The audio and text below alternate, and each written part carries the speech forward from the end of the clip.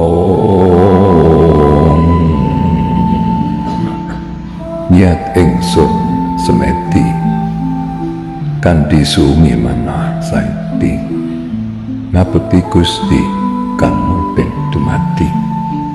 mugi katrem tentrem ing ati legowo nampi pandadaring gesang puniki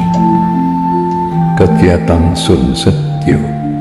pasrah sumarah nuruti karsa kang maha kuwasa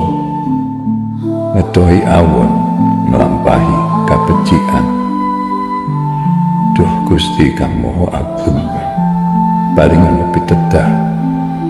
gesang ingkang suwung pasrah lan lila ngedohi nepsu kadonyan kawula nampi garising kang maha suwung paring sabar nalika nemoni kahanan urip kang rekoso asor manembah sambat mring kang welas asih Om